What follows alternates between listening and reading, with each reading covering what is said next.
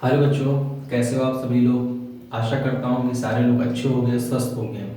तो आज फिर से हम लोग हाजिर हैं अपने उसी खूबसूरत से चैप्टर को लेकर के, जिसको हम लोग पिछले 2 वीडियो से देख रहे हैं।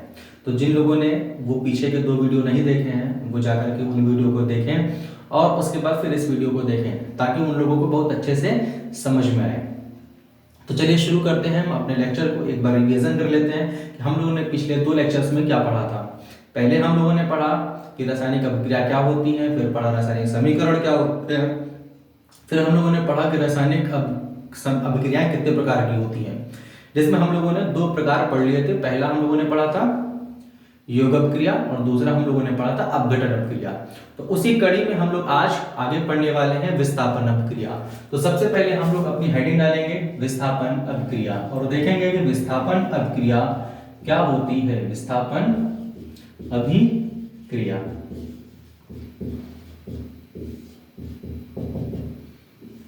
तो भैया विस्थापन अभिक्रिया क्या होती है। तो ऐसी अभिक्रिया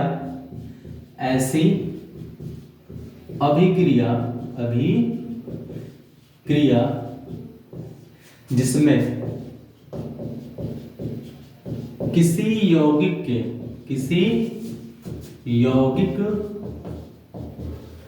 के परमाणुओं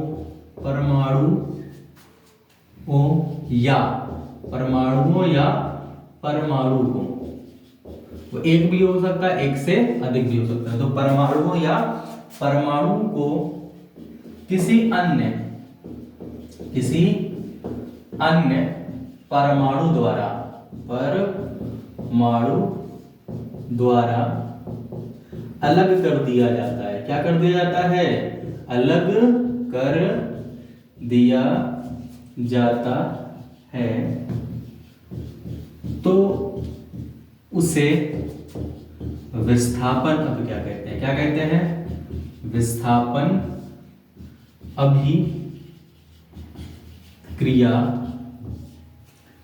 कहते हैं। तो भैया क्या कहा? ऐसी अभिक्रिया जिसमें किसी यौगिक के परमाणुओं या परमाणु को किसी अन्य परमाणु द्वारा अलग कर दिया जाता है, तो उसे विस्थापन अभिक्रिया कहते हैं। विस्थापन अभिक्रिया जैसे एग्जांपल के तौर पर, जैसे ये A और B थे, ये C है, तो A और B में से अगर हम ऐसे लिख दें तो आप देखेंगे कि A और B थे, तो यहाँ B निकल गया है, तो B को निकाला किसने? C ने निकाला। C ने निकाल के क्या किया? वो उसकी जगह पर आ गया। रोने लग गए क्या? रो कह रहे हो? तुम्हारे जीवन है? अच्छा, क्या हुआ था? कह रहा सर जी उसने मुझे भी ऐसा ही अपने दिल से निकाल दिया था। तो समझे क्यों हुआ था ऐसा? कह रहा सर जी नहीं पता। आओ बताते हैं काहे होता है। मालूम है, लेकिन उसका पहले एग्जांपल समझेंगे फिर बताते हैं ऐसा काहे होता है। जैसे कॉपर सल्फेट है, उसमें जब हम आयरन डालेंगे तो क्या होगा? आयरन जो है वो सल्फेट के साथ घुल मिल जाएगा और भैया कॉपर निकल जाएगा। तो क्या बनेगा? कॉपर सल्फेट के बेलन में जब आयरन डालते हैं, लोहा डालते हैं, तो आयरन सल्फेट बन जाता है, कॉपर निकल जाता है। ऐसा होता क्यों है? ऐसा होता है उनकी क्रियाशीलता के आधार पर, यानी अधिक क्रियाशील तत्व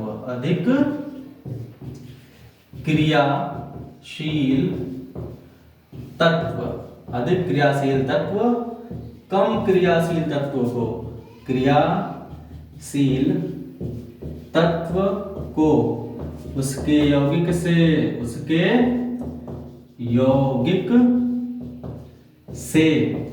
विस्थापित कर देता है। क्या कर देता है? विस्थापित कर देता है। तो होगा कैसे? होगा इसलिए क्योंकि ये अधिक क्रियाशील है, ये कम क्रियाशील है, ये अमीर है, ये गरीब है। पहले ये दोनों मिले तो आपस में इन लोगों ने मिल करके जोड़ी बना ली, यानी कंपाउंड बना लिया। लेकिन जब यार सल्फेट ने देखा हमारे पास अमीर वाला आदमी है, गरीब के साथ काहे रहे, सल्फेट ने क्या कहा? दूर भगो, और उसको भगाया। आयरन के साथ सल्फेट ने भैया मिलकर के यौगिक बनाया, कॉपर अलग हो गया। कॉपर क्या हो गया? अलग हो गया।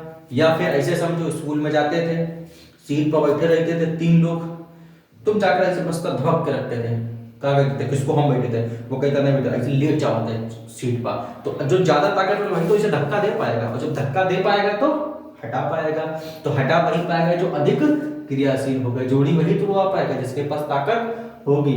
तो मैं एकदम लपुर झंडा जैसे वो चांद से रोशन चेहरा, तो भैया क्या होगा, एक दिन छोड़ के तो चली जाएगी। तो सर जी पैसा कमाओ, पैसा कब कमाओगे, जब पढ़ पाओगे। तो समझ में आया विस्थापन अभिक्रिया क्या होती है, विस्थापन का मतलब निकालना, यानी जब एक यौगिक से कोई अन्य परमाणु या तत्व उसके यौगिक से उसको निकाल दे तो उसे क्या बोलते हैं, विस्थापन अभिक्रिया कहते हैं। तो भैया विस्थापन के बाद फिर क्या होता है, विस्थापन के बाद आता है द्विविस्थापन। क्या आता है, द्विविस्थापन अभिक्रिया। द्विविस्थापन अभिक्रिया कैंसर जी इसमें क्या होता है, इसमें सुनो, आओ पहले डेफिनेशन लिख लेते हैं फिर समझते हैं क्या होता है। ऐसी अभिक्रिया, क्या ऐसी अभिक्रिया, ऐसी अभिक्रिया जिसमें आयनों का आदान प्रदान होता है। क्या होता है, आयनों का आदान प्रदान होता है, उसे द्विविस्थापन अभिक्रिया कहते हैं। क्या कहते हैं, द्विविस्थापन अभिक्रिया कहते हैं। उसे क्या कहते हैं, द्विविस्थापन अभिक्रिया कहते हैं। तो यानी ऐसी अभिक्रिया जिसमें आयनों का आदान प्रदान होगा, होगी कैसे, जैसे A और B है, ये C और D है, तो क्या हुआ, A ने कहा B से तुम्हारे साथ नहीं रहेंगे, तो कहीं क्या करोगे, कहीं C के साथ चले जाएंगे। तो B ने कहा तुम चले जाओगे तो हम भी तो चले जाएंगे, तुम्हारे बिना मर जाएंगे क्या। इसको क्या कहते हैं, द्विविस्थापन अभिक्रिया।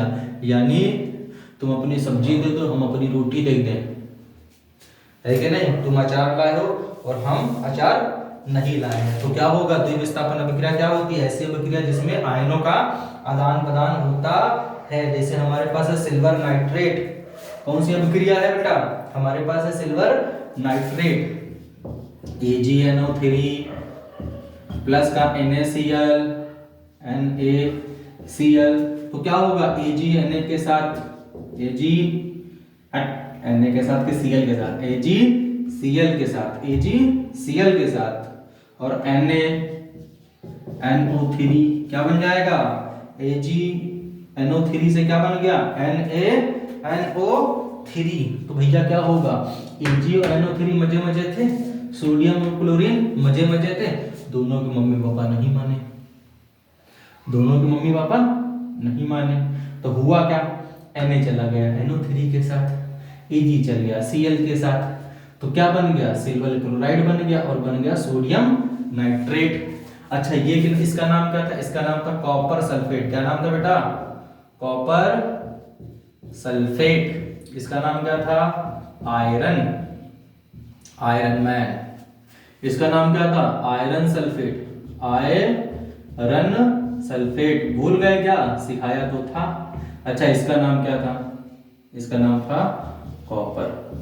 चलो भैया इसका नाम बताओ, हाँ बताओ, सिल्वर नाइट्रेट। क्या होता है, सिल्वर नाइट्रेट। इसका नाम क्या होता है, सोडियम क्लोराइड। इसी को क्या कहते हैं, इसी को कहते हैं नमक। वही गब्बर क्या पूछा था, कितने आदमी थे, तो सांबा क्या बोला था, सरदार हम आपका नमक खाएंगे, अरे ये नहीं बोला था, 2।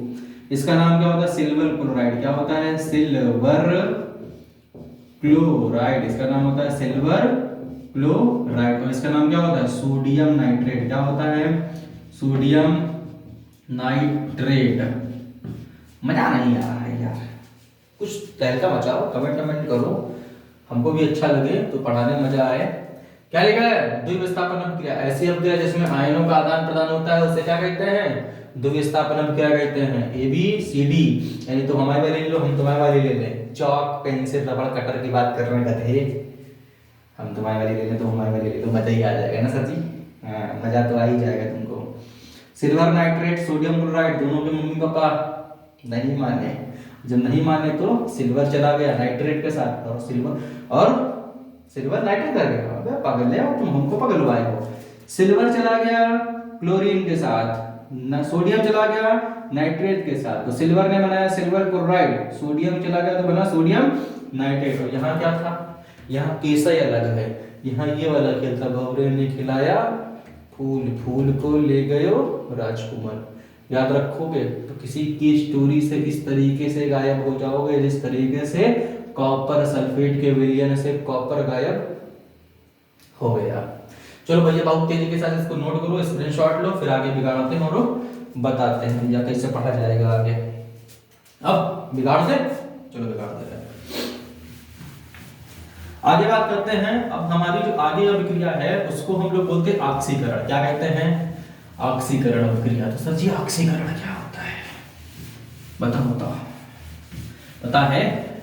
अरे किसी के न किसी को तो पता ही होगा ऑक्सीकरण क्या होता है। आज पता नहीं कहीं मीटर भी नहीं रहा है, टुच्चू बटैया, मिटर जाओ मिटर जाओ मिटर। अब भैया पढ़ो ऑक्सीकरण अभिक्रिया क्या होती है। ऑक्सीकरण अभिक्रिया क्या होती है, ऑक्सीकरण अभिक्रिया।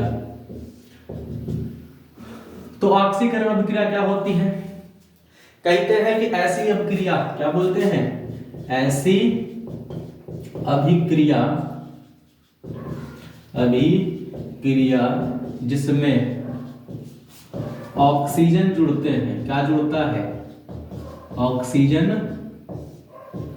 जुड़ते हैं या हाइड्रोजन निकलता है। इसे लिखते हैं हाइड्रोजन, रोगे तो नहीं, हाँ हाइड्रोजन निकलता है, उसे ऑक्सीकरण अभिक्रिया कहते हैं। क्या कहते हैं, ऑक्सीकरण अभिक्रिया। क्या कहते हैं, ऑक्सीकरण अभिक्रिया कहते हैं। तो अगर ऑक्सीजन जुड़ा तो कह देंगे ऑक्सीकरण, अगर हाइड्रोजन निकला तो कह देंगे ऑक्सीकरण। दो चीजें हैं, या तो हाइड्रोजन निकले या फिर ऑक्सीजन जुड़े। जैसे हमने तुमको बहुत पहले एक रिएक्शन बताई थी बाबा जमाने में, क्या बताया था, मैग्नीशियम और ऑक्सीजन मिलकर क्या बनाते हैं, सजी राख बनाते हैं, राख, मैग्नीशियम ऑक्साइड। तो भैया यहाँ पर ऑक्सीजन 2, यहाँ पर मैग्नीशियम 2, तो ये बैलेंस। तो ऐसे अभिक्रिया जिसमें ऑक्सीजन जुड़ते हैं या हाइड्रोजन निकलता है उसे ऑक्सीकरण अभिक्रिया कहते हैं। तो और कौन सी होती है, और होती अपचयन। क्या होती है, अपचयन अभिक्रिया। अच्छा अपचयन अभिक्रिया क्या होती है, इसी का उल्टा कर दो, क्या कर दो, उल्टा कर दो। अभी ऑक्सीजन निकाल रहे थे, अरे ऑक्सीजन जोड़ रहे थे, अब ऑक्सीजन निकालो। तुम लोग की भी आदत पड़ गई हाँ हाँ कहेगी। तो ऐसी अभिक्रिया, ऐसी अभिक्रिया जिसमें ऑक्सीजन निकलता है। क्या होता है, निकलता है,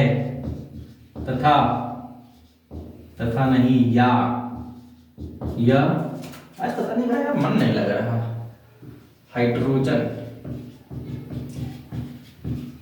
जुड़ता है, हाइड्रोजन क्या करता है, जुड़ता है, उसे अपचयन कहते हैं। क्या कहते हैं, अपचयन अभिक्रिया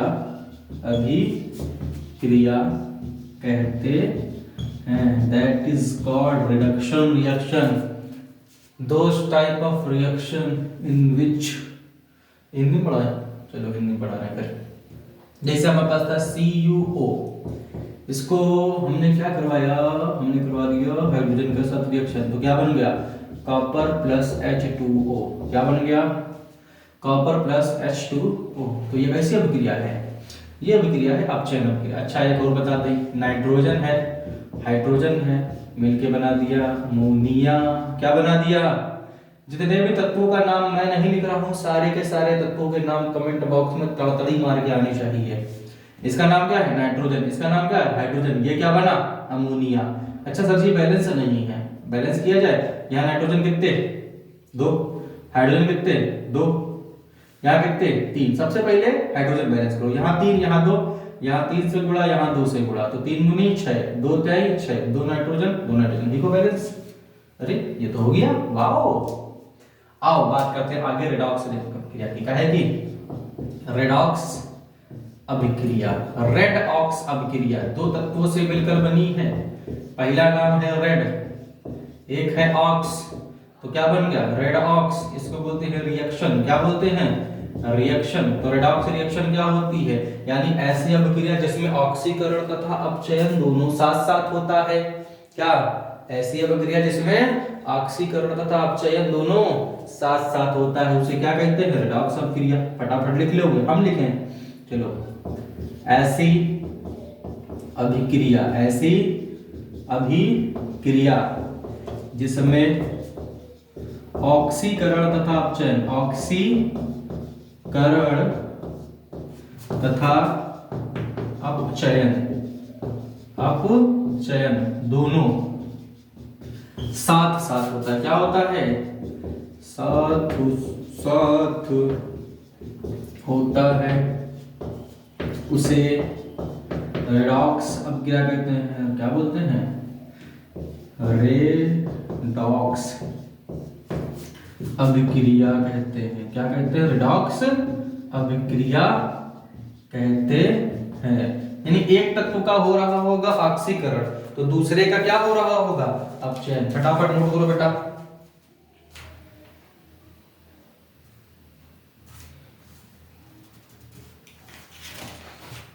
तो ऑक्सीकरण और अपचयन, इसका एग्जाम्पल तुम मुझे लिख करके बताओगे कि सर जी एग्जाम्पल क्या होता है। हम भी तो देखे हमारे बच्चे पढ़ने में कितना होशियार है, दिन भर नेट चलाते रहते हो ना, तो रेडॉक्स रिएक्शन का एग्जाम्पल तुम मुझे बताओगे। इसके आगे मैं बस दो छोटी छोटी रिएक्शंस हैं जिनको बता दे रहा हूं, यहीं पे लिख दे रहे हैं, बिगाड़ने की जरूरत नहीं है। जैसे हम पढ़ेंगे उष्मा शोषी अभिक्रिया। क्या उष्मा शोषी अभिक्रिया, तो यानी ऐसी अभिक्रिया जिसमें उष्मा सोख ली जाती है, उसे क्या कहते हैं उष्मा शोषी अभिक्रिया कहते हैं। यानी ऐसी अभिक्रिया जिसमें उष्मा सोख ली जाती है उसे हम लोग उष्मा शोषी अभिक्रिया कहते हैं। तो इसी तरीके से एक और अभिक्रिया होती है जिसे बोलते हैं उष्मा क्षेपी अभिक्रिया। क्या बोलते हैं उष्मा क्षेपी अभिक्रिया, उष्मा क्षेपी अभिक्रिया। अच्छा मैं लिखूं ना बोल दूं तो समझ में आ जाएगा। हाँ बताओ भाई, ठीक।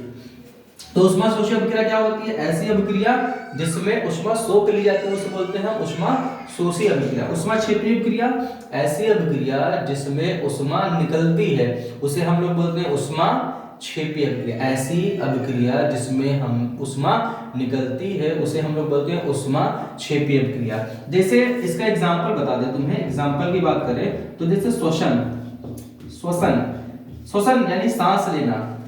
सांस लेना क्या है, सांस लेना एक उष्मा क्षेपी अभिक्रिया है। यानी जब तुम सांस लेते हो तो उसमें एनर्जी रिलीज होती है, एनर्जी रिलीज होती है यानी उष्मा निकलती है। एक होता है हमारे पास, जैसे हम लोग चूना होता है हमारे पास CaO, इसको जब हम लोग पानी में डालते हैं तो क्या होता है, तो बनता है CaOH का वोल्टेज। क्या बनता है कैल्शियम हाइड्रोक्साइड। तो कैल्शियम ऑक्साइड को जब पानी में डाला जाता है तो बनता है कैल्शियम हाइड्रोक्साइड। यानी जब चूने को डालो तो क्या होगा, मालूम क्या होगा, एक बार बताओ, एक बार बताए क्या होगा। एक बार एक जने लेके आ भैया चूना, आज जो है पूरी पुताई उताई कर देंगे। पढ़े तो थे नहीं, अब उन्होंने हमसे पढ़ा होता तो उनको पता होता। उन्होंने कहा आज पूरी पुताई कर देंगे। तो पुताई करने के लिए क्या, प्लास्टिक की बाल्टी लाए, पानी भरा, उसके अंदर डाला चूना। थोड़ी देर के बाद बाल्टी का लग गया चूना, पूरी बाल्टी पिघल गई। हुआ क्या कि जब चूने को पानी के अंदर डाला जाता है तो चूना उष्मा रिलीज करता है, एनर्जी मतलब जो उष्मा होती है वो निकलती है। जब उष्मा निकलेगी तो उसने पूरी बाल्टी को गला दिया। इसलिए चूने को कभी भी अगर हमें पानी में डालना है तो हम प्लास्टिक की बाल्टी का इस्तेमाल नहीं करते बल्कि लोहे की बाल्टी का इस्तेमाल करते हैं। तो इसको कराने के लिए हमें उष्मा की जरूरत नहीं होती, एनर्जी देनी नहीं पड़ती है। इस अभिक्रिया को कराने के लिए हमें उष्मा देनी पड़ती है। क्या उष्मा देनी पड़ती है। जैसे तुम उष्मा शोषी अभिक्रिया करते हो, उष्मा क्षेपी तुम करते हो बेटा उष्मा शोषी। जब मम्मी से 4 घंटा पढ़ लेना तब जाके तुमसे किताब उठती है। तो तुम्हें कौन सी प्रक्रिया होगी, तुमको बाहर से एनर्जी देनी पड़े तब जा करके तुमको होगा। अरे कुछ लोग गाली सुन के भी काम करने लगते हैं। हाँ तो वो अच्छे लोग हैं। तो इतना सारा हो गया, चलिए फिर आगे इसको बिगाड़ते हैं और पढ़ते हैं, देखते हैं। भैया 2 टॉपिक बचे हैं, उनको भी अगर पढ़ के हम लोगों ने कंप्लीट कर लिया आज तो फिर वो हो जाएगा। पहला टॉपिक कौन सा है, विकृत गंध्यता। पहला टॉपिक कौन सा है, विकृत गंध्यता है। और दूसरा टॉपिक कौन सा है, संचारण है। अच्छा संचारण क्या होता है, संचारण क्या होता है, संचारण क्या होता है,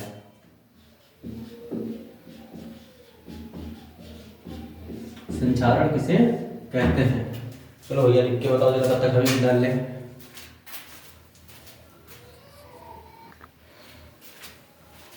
हाँ तो भैया शुरू करते हैं। क्या बोला हमने, संचारण। संचारण का मतलब होता है, आम भाषा में समझो तो होता है जंग लगना। संचारण का मतलब क्या होता है, जंग लगना। जंग कैसे लगती है, तो कहते हैं कि जब कोई धातु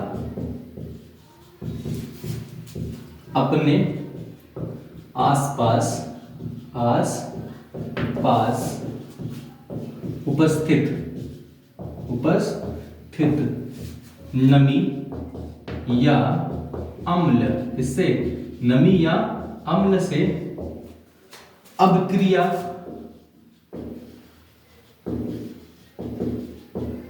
करती है तो उसे संचारण कहते हैं। क्या बोलते हैं, संचारण कहते हैं। अच्छा जंग कितने लोगों ने देखी है, कहीं सर जी जंग नहीं देखा है, लोहे में लगा हुआ देखा है जंग, ऐसे अलग से नहीं देखा है, लोहे में लगा हुआ जंग पूछ रहे हैं।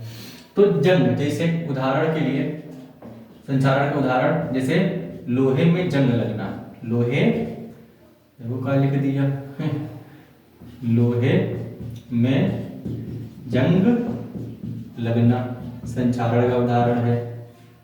दूसरा चांदी का काला पड़ जाना, चांदी का काला पड़ जाना, ये भी संचारण का उदाहरण है। तीसरा तांबे का, काहे का, तांबे का हरा पड़ना, हरा पड़ जाना। कॉपर का हरा पड़ जाना, कहीं जी तांबा और कॉपर एक जैसा होता है। हाँ तांबा और कॉपर एक ही चीज के दो पर्यायवाची, बस एक को हिंदी में बोलना है, एक को इंग्लिश में बोलना है। तो लोहे में जंग लगना, चांदी का काला पड़ जाना और तांबे का हरा पड़ जाना, ये सब काहे के उदाहरण है, ये सारे उदाहरण है संचारण के। तो संचरण होता क्या है, नमी, मतलब जैसे लोहा है, लोहे को अगर हम बहुत दिनों तक छत पे खुला छोड़ देते हैं, बारिश होती है तो ये पानी है, हवा है, तो लोहा और ऑक्सीजन, वायु में नमी होती है ना, उससे क्रिया करके क्या बना लेता है, ऑक्साइड बना लेता है। वही ऑक्साइड जो है जंग कहलाती है। जैसे लोहा ऑक्सीजन से क्रिया करके क्या बनाएगा, फेरस ऑक्साइड बना लेगा, तो वही क्या होगा, जंग का काम, उसी को जंग कहते हैं। एक होता है विकृत गंधिता, विकृत गंधिता क्या होता है ये चीज, ये कौन सी बला है। तो कभी तुम्हारा खाना खराब हुआ है, खाना खराब हुआ है, उससे बदबू आने लगती है, वही उसी को विकृत गंधिता कहते हैं। तो होता क्या है, तो कहते हैं खाद्य पदार्थों में, खाद्य पदार्थों में उपस्थित तेल वायु के संपर्क में आने पर ऑक्सीकृत हो जाता है। क्या होता है, ऑक्सीकृत